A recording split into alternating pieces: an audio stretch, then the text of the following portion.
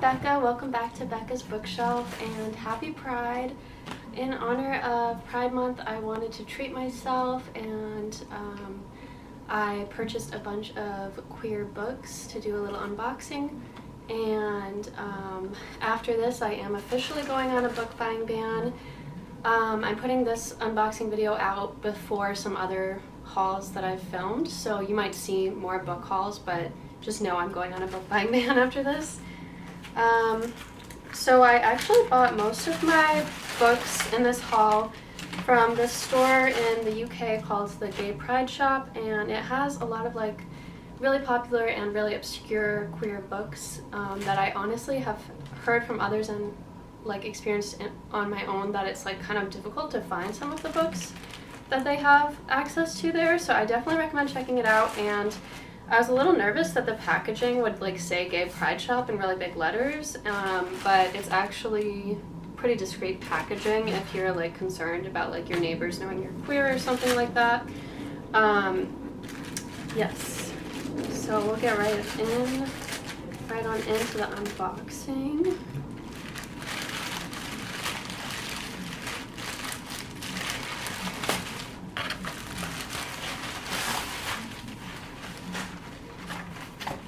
Clove.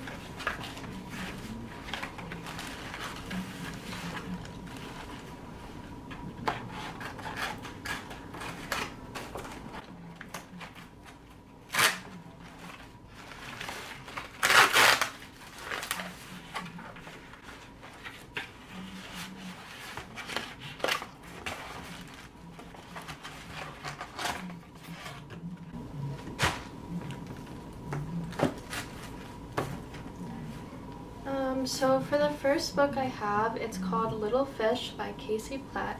Casey is a trans woman, and she writes, she's written a bunch of collections of short stories, and this is one of her first novels.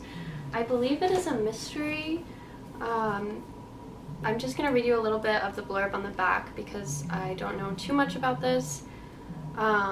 It's the dead of winter in Winnipeg, and Wendy Raymer, a 30-year-old trans woman, feels like her life is frozen in place. When her Oma passes away, Wendy receives an unexpected phone call from a distant family friend with a startling secret. Wendy's Opa, a devout Mennonite farmer, might have been transgender himself. At first, she dismisses this revelation, but as Wendy's life grows increasingly volatile, she finds herself aching for the lost pieces of her Opa's truth. Can Wendy unravel the mystery of her grandfather's world and reckon with the culture that both shaped and rejected her? She's determined to try. I'm really excited to read this novel. I believe I purchased her collection of short stories as well.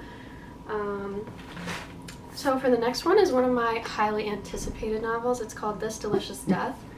I don't know what my fixation with cannibalism is right now, but I'm really excited about this book. If you haven't heard about it, it's basically written about this virus that affects like the human population, and some people evolve to eating flesh, and that causes a bunch of chaos. But then basically the government creates this medication that, or I can't remember if it's medication or if they create artificial human flesh for like the zombies to eat, because like besides the fact that they eat flesh, they operate like totally normally as humans.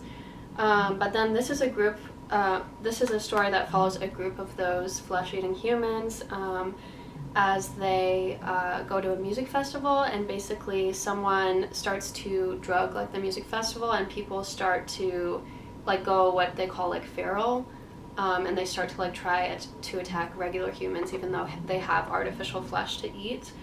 And it's sort of a mystery and like a thriller. I think it's technically horror, and it is sapphic. I'm definitely going to be trying to read this month. I've really been looking forward to it. And then next I have Dream of a Woman by Casey Platt, which is the same author of Little Fish.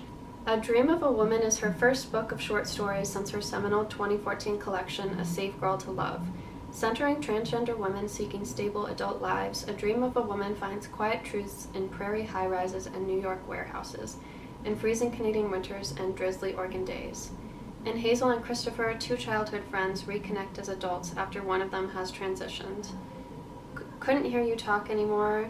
The narrator reflects on her tumultuous life and what might have been as she recalls tender moments with another trans woman. An ethereal meditation on partnership, sex, addiction, romance, groundedness, and love, a dream of a woman buzzes with quiet intensity and the intimate complexities of being human. I'm really excited specifically for the stories about addiction, just because I know I'll really connect to that as a reader. And I'm also working currently on like reading vlog where I read a bunch of different short story collections, and I think that's going to like inform some of my writing moving forward, so I'm really looking forward to this. And I also just thought that the cover was stunning. And then next I have a YA fantasy called Blood Like Magic. I've just been in the mood to read a lot of sapphic YA fantasy. I think that the main character might be straight in this, but there's a lot of side characters that are queer. I could definitely be wrong, but I thought that the main character was queer when I bought it, and I was a little disappointed when I did more research, but I'm still excited because I went into Bloodmarked thinking that the main character was queer, and I still was able to like fully enjoy the book with all of the queer side characters.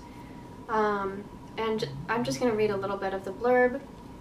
After years of waiting for a calling, a trial every witch must pass in order to come into their powers, the one thing Boya Thomas didn't expect was to fail. When Boya's ancestors gives her an unprecedented second chance to complete her calling, she agrees, and then is horrified when her task is to kill her first love. And this time, failure means every Thomas witch will be stripped of their magic. I just love any books about witchcraft. I'm a practicing witch myself, and I'm really looking forward to diving into this one. I think I will wait until after Pride Month to read this, just because I have some more, queer centralized books I want to focus on.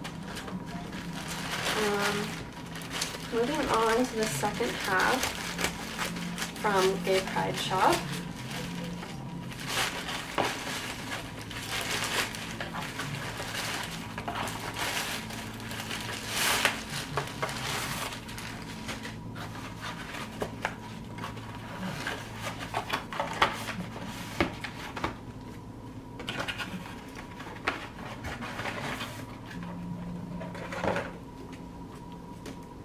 So this I've actually been eyeing in stores for probably years. I don't know if this is a horror novel or a collection of short stories, but it's Eric LaRocca, and it's called Things Have Gotten Worse Since We Last Spoke. I'll read a little bit of the blurb. A whirlpool of darkness churns at the heart of a macabre ballet between two lonely young women in an internet chat room in the early 2000s, a darkness that threatens to forever transform them once they finally succumb to their most horrific desires. A couple isolate themselves on a remote island in an attempt to recover from their teenage son's death when a mysterious young man knocks on their door during a storm. So I think that it is a collection of horror stories, so again, I think I might read this in that reading vlog with the Casey Platt collection as well. And then I got this mystery thriller. I've been really just like craving a good thriller. I haven't read a good thriller in a really long time. Like, I've read plenty of really good horror stories, but I haven't read a good like mystery. And this is called By Way of Sorrow by Robin Giggle. I don't know if that's how you pronounce their last name, but Erin has been referred the biggest case of her career. 4 months ago, the son of a New Jersey state senator was found fatally stabbed in a rundown motel near Atlantic City. Cherise Barnes, a 19-year-old transgender sex worker, is in custody, and based on the evidence against her, there seems little doubt of a guilty verdict. As a trans woman herself, Erin knows that defending Cherise will blow her own private life wide open and doubtless deepen her estrangement from her family. Yet, she feels uniquely qualified to help Cherise and duty-bound to protect her from the possibility of a death sentence. Really looking forward to that. I love like detective books and stuff like that, and I haven't read something like that in a really long time. Next, I got Primal Animals by Julia Lynn Rubin. It's about an elite summer program when a teen girl gets sucked into a secret society with deadly consequences. And I like going in not knowing too much about books, so I'm going to leave it at that, but I do know it's sapphic, and I found the cover to be absolutely beautiful.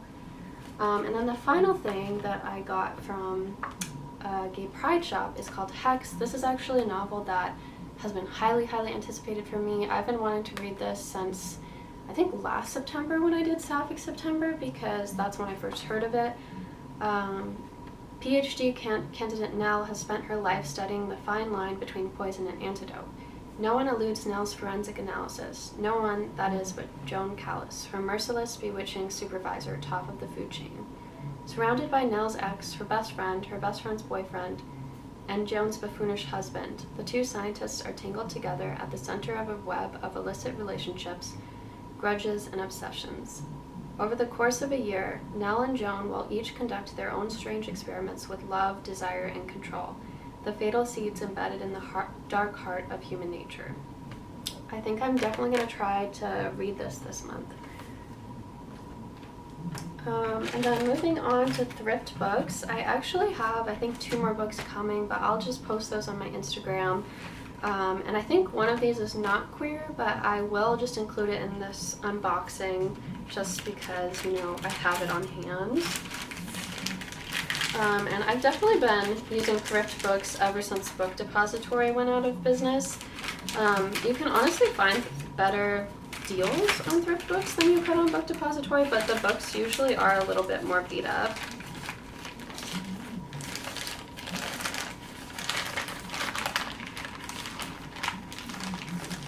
So this, I believe, is the book that isn't queer, and it's called Full Immersion. I saw this on TikTok and I purchased it immediately because it was just really intriguing to me. It seemed very existential, very surrealist, and it seemed to ask a lot of questions about, you know, AI and virtual reality, which I'm really intrigued by right now. Basically, the concept of this, which I will say the concept that, like, I'm familiar with has a bit of a spoiler, so if you feel uncomfortable with that, just skip to the next book. But Full Immersion basically follows a main protagonist who is sort of, you know, living through this whirlwind of a story, but then one day she comes across her own dead body and she realizes that she's actually just been living through VR and that her consciousness is like hooked up, but she has to like grapple with the fact that she's passed away, and figure out like where her life is now and what it means for her to continue on as a sentient being. I think I'm obviously going to wait until after Pride to read that, but it's definitely at the top of my TBR.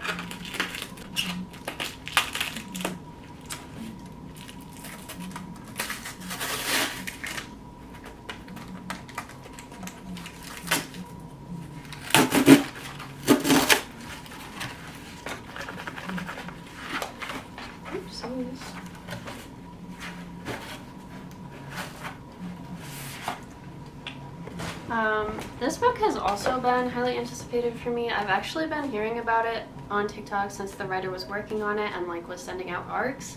I wasn't able to get my hands on an arc, but I've been very excited to read it. It's called The Shattered Lands. It's a sapphic relationship, and basically when an ominous vision transports Sapphire to a new world, she awakens with a legacy to fulfill. She is the lost princess and must carry on the line of the Blessed Queens. She has much to learn, but soon Sapphire's curiosity turns to the hidden dark history of her kingdom. Answers are not easy to come by until she meets a mysterious shadow witch who has knowledge to share. But there is a millennia-old world in Erebus. Never trust a shadow witch, and in a world founded on lies, magic, and war, Sapphire is about to learn that perhaps rules should not be broken. And then I believe I have 2 more books coming from thrift books, and I will post those on my Instagram.